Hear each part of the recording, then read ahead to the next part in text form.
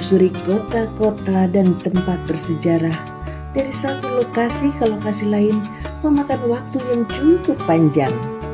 Ayunan bis dan keletihan bisa saja membuat mata ingin terpejam. Namun, ini bukanlah waktu untuk tidur, tapi waktu untuk menggali untayan hikmah dari Ustadz Asep Sobari. Kali ini beliau akan memberi pengantar. Mengapa Maroko dan Andalus disebut sebagai saudara kembar, sehingga kita perlu memulai perjalanan dari Maroko? Dan satu lagi, bagaimana sih kita seharusnya memahami sejarah peradaban Islam?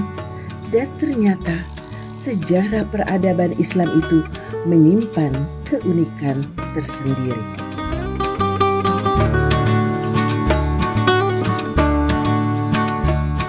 Saya ingin berbicara hal-hal yang simple, namun pentingnya adalah ini sebagai kerangka. Bagaimana selama perjalanan kita insya Allah di Maroko ini dan kemudian di Spanyol, di Andalus, kita bagi dua ya. Pembicaraan kita, tema besarnya selama beberapa hari ke depan sampai di Tangier itu kita bicara tentang Maroko. Dan kemudian setelah menyeberang, kita akan berbicara dengan tema besarnya adalah Andalus. Andalus di sini meliputi Spanyol, Portugal, bahkan Andorra, gitu ya.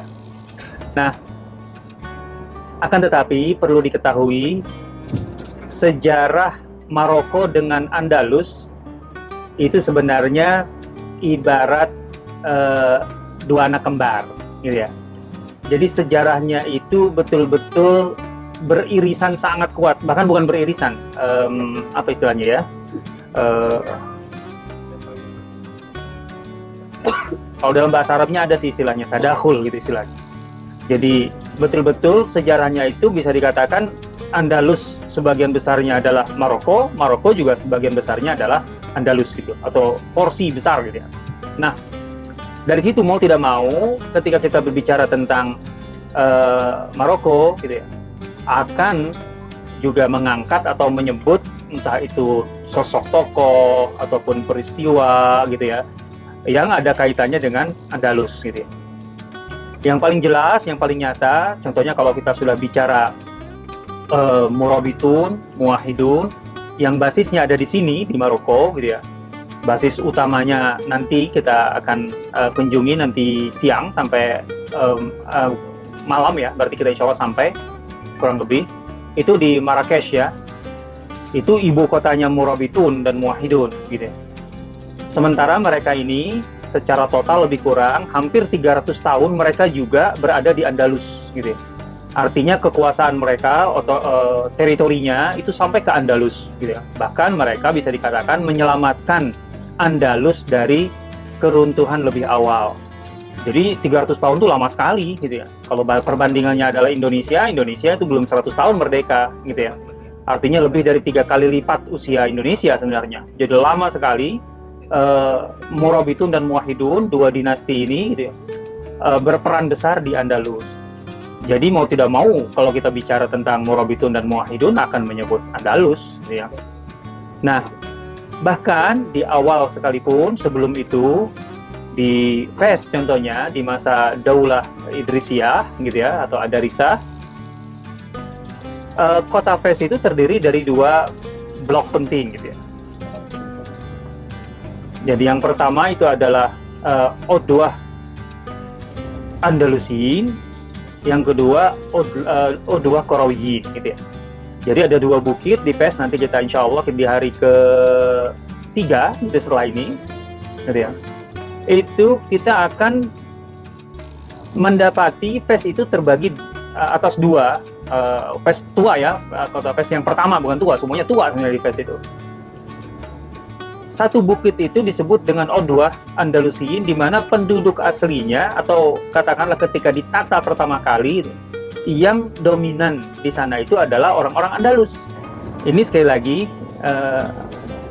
mau tidak mau nanti dalam pembicaraan kita Maroko dan Andalus itu akan selalu tersebut, walaupun fokus utamanya selama kita di Maroko kita akan bicara tentang sejarah Maroko gitu ya.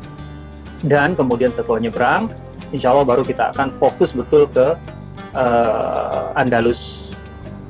Spanyol, Portugal, Barcelona tentu masuk, Catalunya maksudnya, bahkan nanti insya Allah ada sedikit tentang Andorra. Nah, kali ini saya ingin berbicara tentang bingkainya dulu, kerangkanya dulu. Yang akan kita pelajari adalah sejarah peradaban Islam di Maroko dan Andalus. Secara umum ya, dua-duanya. Sejarah peradaban. Nah, bedakan antara Islam sebagai sumber, gitu ya, dalam arti sebagai agama dan sumbernya, gitu ya, dengan Islam sebagai peradaban. Kenapa harus kita bedakan? Gitu ya. Kalau kita bicara Islam sebagai ajaran, sebagai agama dalam arti ajaran dan sumbernya, maka kita berbicara tentang apa yang seharusnya terjadi. Karena kalau kita bicara tentang Islam dalam arti Al-Quran, Sunnah, bagaimana seharusnya manusia berperilaku, bertindak, berbuat, bersikap, nah itu ajaran. Dan ajaran ini ada dalam sumber-sumbernya Al-Quran, Sunnah, dan lain-lain, gitu ya. Nah, ketika kita bicara peradaban, sebenarnya kita sudah berbicara tentang manusianya. Manusia, dalam hal ini manusia Muslim ya, karena peradaban Islam, gitu ya. Bagaimana mereka bertindak, berbuat, gitu ya. Jadi ini berbicara tentang pengalaman manusia, kalau peradaban itu ya.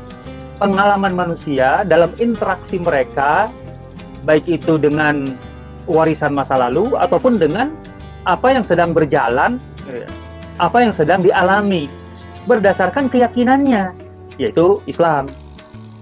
Jadi kalau kita bicara membaca sejarah peradaban Islam, jangan heran kalau kemudian tidak selalu isinya ideal berdasarkan ajaran Islam. Kok kaum muslimin atau dalam sejarah kita pernah terjadi ini, pernah terjadi itu? Nggak usah heran. Karena kalau kita bicara peradaban, tidak mungkin gitu ya, semua tindakan umat Islam itu benar sesuai dengan ajaran, sesuai dengan syariat, sesuai dengan petunjuk sumber-sumber Islam.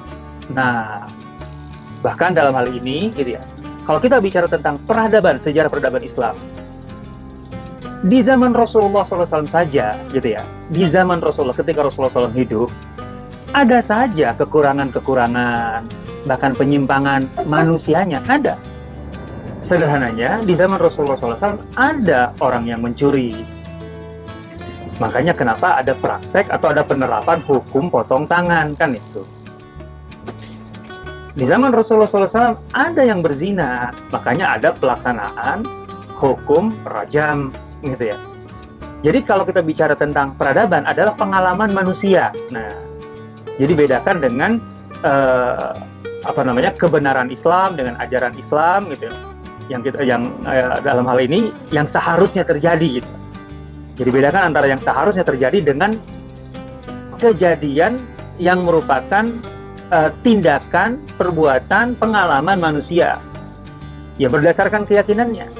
Ketika seorang muslim, apalagi kalau kita bicara peradaban ini adalah kelompok kaum muslimin yang besar, ya, artinya bukan satu orang, itu berkomitmen dengan sumber ajarannya, sumber keyakinannya, maka kita akan mendapati hasilnya, gitu. Sebuah karya peradaban yang mendekati, gitu, titik paling ideal dalam ajaran Islam. Tapi ketika komitmen ini mengendor, memudar, maka kemudian hasilnya adalah praktek peradaban yang semakin menjauh dari kebenaran ajaran Islam. Nah, ini dia. Hari ini kalau kita bicara Maroko, tentu saja tidak akan sama dengan Maroko 100 tahun yang lalu, 200 tahun yang lalu, apalagi 1000 tahun yang lalu. Nah, yang akan kita pelajari adalah justru pengalaman manusia, gitu ya. Pengalaman manusia umat Islam yang pernah berada di kawasan ini, kawasan Maghrib, kawasan Maroko, dan kawasan Andalus. Di mana di situ, karena sudah terjadi, sudah menjadi pengalaman, kita bisa membaca secara utuh, gitu ya, dari sejak taruhlah dari kelahiran, kemunculan, bahkan sampai kemudian musnah, hilang. Di sini contohnya sudah Maroko ini dinasti-dinasti ataupun daulah-daulah, ya, kita sebut pakai daulah ya untuk tidak menyebut negara karena negara itu terlalu muda gitu istilah negara. Jadi kita pakai daulah gitu ya, supaya kesannya kesan klasik dan sejarah. Daulah-daulah Islam yang pernah ada di Maroko ini, sebut saja yang paling bisa dikatakan dominan gitu ya, itu ada Daulah Idrisiyah atau Adarisa. Kemudian setelah itu ada Murabitun yang besar gitu ya. Ya, ada Daulah Zanatiyah juga ada, tapi kita sebut aja yang besarnya Murabitun. Kemudian ada Muwahhidun.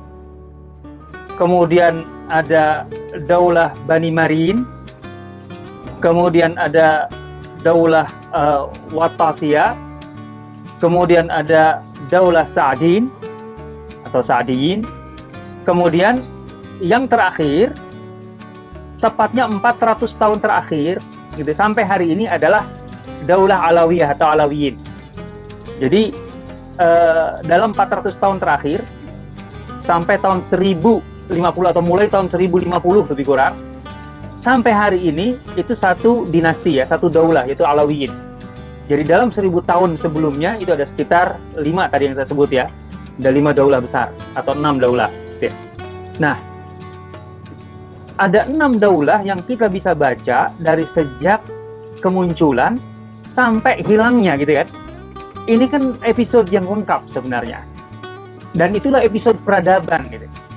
Kenapa mereka bisa muncul, bahkan kemudian mereka mencapai kejayaan yang begitu tinggi, dan kenapa kemudian meredup sampai bahkan hilang. Nah, itu dia yang harus kita pelajari. Itu sisi pentingnya gitu ya, bagi kita semua, karena di situ ada pelajaran-pelajaran yang sangat penting gitu ya. Dan ada yang unik gitu loh dari daulah-daulah Islam ini. Betul, di satu sisi kita juga harus mengakui secara objektif gitu ya, bahwa muncul dan hilangnya daulah-daulah itu juga tidak terlepas dari konflik-konflik yang terjadi di setiap masa transisi daulah itu. Artinya daulah A hilang karena dijatuhkan oleh daulah B yang menggantikannya. Daulah B hilang karena dihabisi oleh daulah C yang kemudian menggantikannya. Itu ya, itu fakta. Nah, itu yang saya katakan tadi. Nggak usah heran kalau membaca sejarah peradaban ada hal-hal kayak gini. Kok bisa ya, gitu lah. Dalam sejarah umat Islam, satu daulah dihabisi bahkan dibantai gitu loh, oleh daulah berikutnya yang menggantikan. Itulah sejarah peradaban. Tidak selalu ideal. Artinya tidak selalu ideal sesuai dengan ajaran nilai syariat Islam gitu loh. Nah, itu satu sisi gitu yang harus kita pahami. Tapi apakah dengan begitu betul-betul setelah digantikan oleh yang menghabisinya itu jadi negatif semua, rusak semua? Ternyata ini yang unik dari peradaban Islam. Saya mendapati bahwa setiap daulah yang berdiri dan kemudian melahirkan karya-karya peradaban mereka itu tidak mesti dihapus oleh daulah berikutnya yang menggantikannya. Bahkan sekian karya peradaban itu, walaupun satu daulah itu mengkudeta daulah sebelumnya gitu ya, dengan cara yang ya jauh dari kata bisa diterima secara nilai-nilai Islam ya, tetapi dalam beberapa hal mereka terus mengembangkan dan melanjutkan peninggalan karya daulah sebelumnya. Ini unik dalam peradaban. Insya Allah kita akan kunjungi.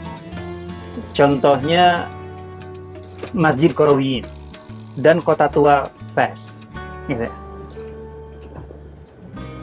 Masjid Qarawiyyin itu bertahan sampai sekarang karena dalam sejarahnya sejak dibangun dan kemudian berganti dinasti sampai 6 kali, itu bisa dikatakan dari satu dinasti ke dinasti yang lain, yang dalam hal politik mereka bisa cakar-cakaran, tapi dalam masalah pendidikan gitu, justru mereka saling menambahkan, saling mengembangkan gitu. Sebenarnya di Marrakesh pun ada. Di Marrakesh itu ada Madrasah bin Yusuf. Madrasah bin Yusuf itu kurang lebih diinisiasi atau dimulai dikembangkannya di zaman Murabitun. Karena dari namanya saja itu terkait erat dengan nama Ali bin Yusuf bin Tashafin. Gitulah pendiri Marrakesh. Jadi Madrasah bin Ali itu ada di dalam kota tua, masuknya aja susah berliku-liku, tapi itu madrasah sepanjang sejarahnya luar biasa itu perannya gitu ya, dari dinasti ke dinasti, dan akhirnya sampai hari ini bisa dikatakan termasuk bangunan yang terabadikan gitu, walaupun sudah hampir 1000 tahun, berarti hampir 1000 tahun itu dari tahun awal 500-an itu gitu ya, sampai hari ini 500 Hijriah maksud saya. Nah, kita mau nyampein, nanti kita sambung lah sambil santai, sambil juga mungkin masih agak-agak puyeng sedikit, masih jet lag itu ceritanya. Sekarang kan sudah nggak mungkin kita lihat secara fisik begitu ya, gitu ya. Tapi dulunya ya seperti di Maroko, karena Maroko itu pada dasarnya entah itu bahkan arsiteknya gitu sampai kebudayanya dia sama karena memang kembar gitu ya. Jadi kita bisa membayangkan Andalus sekian ratus tahun yang lalu itu ya masjidnya, ya budayanya, ya lingkungannya ya seperti ini gitu ya. Bahkan sebenarnya bisa dikatakan, bukan dikatakan, sejarahnya lebih cantik Andalus, Spanyol ketimbang di Maroko gitu. Ya, gitu loh. Karena lebih katakanlah masyarakat Andalus dari segi kemajuan keilmuannya, kemudian penemuannya itu lebih kuat ketimbang Maroko. Maroko ini basisnya basis militernya sebenarnya, artinya ini untuk menyuplai kekuatan gitu loh. Tapi kalau pengembangan keilmuan lebih maju Andalus. Jadi Andalus itu sebenarnya lebih indah dari Maroko dulu. Cuman sekarang kan nggak mungkin kita lihat fisik itu, karena setiap masjid ataupun yang kecil atau musola kalau kita ya, itu kan kemudian setelah kalah oleh kerajaan-kerajaan Katolik itu langsung diubah, entah itu dihancurkan atau diubah menjadi gereja, jadi katedral dan sebagainya.